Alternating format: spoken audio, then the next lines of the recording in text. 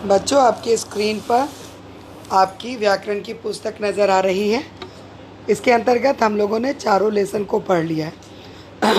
आशा है बच्चों आप लोगों की तैयारी अच्छी चल रही होगी और आप लोग घर में होंगे, स्वस्थ होंगे और सुरक्षित होंगे। बच्चों, आपका चौथा लेसन है शब्द निर्माण और इसके अंतर्गत उपसर्ग और प्रत्यय हम लोगों ने पढ़ा। उपसर्ग प्रत्यय क्या है, किसे कहते हैं, ये सभी आप लोगों को अच्छी तरह से समझ में आ गया होगा। बच्चों, सिर्फ पढ़ करके और प्रश्न उत्तर को उतारना नहीं है, उसे पढ़ना भी है और याद भी करना है ताकि आपकी जो परीक्षा हो आप उसमें उसे अच्छी तरह से लिख सकें।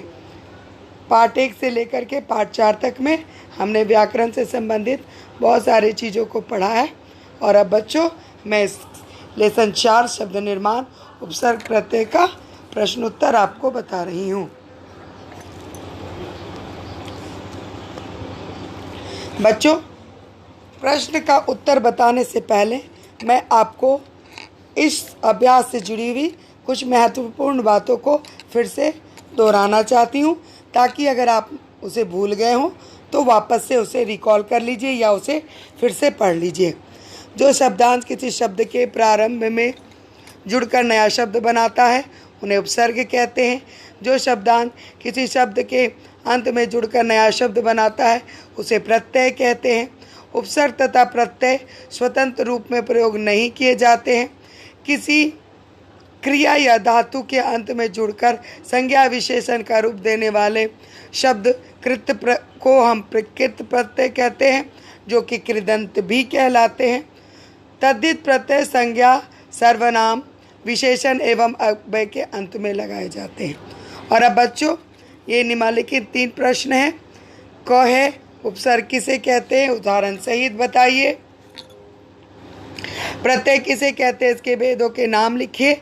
उपसर्ग और प्रत्यय में अंतर स्पष्ट कीजिए। बच्चों, अब आपके स्क्रीन पर कक्षा 6 हिंदी व्याकरण पाठ 4 पाठ का नाम है शब्द निर्माण उपसर्ग प्रत्यय।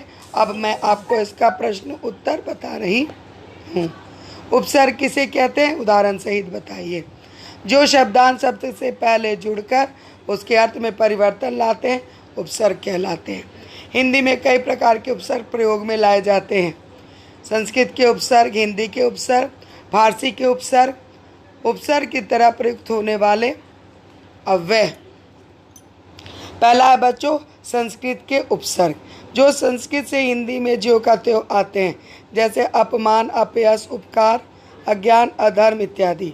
हिंदी के उपसर्ग जो हिंदी भाषा में कुछ परिवर्तन के साथ आते हैं, जैसे बिन देखा, भरपेट इत्यादि।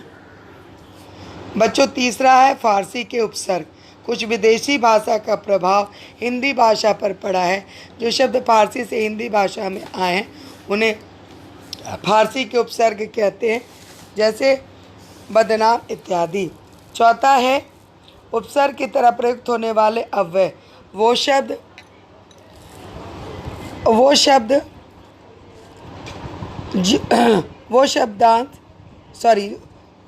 जो अव्यय हैं तथा उपसर्ग में भी प्रयुक्त होते हैं।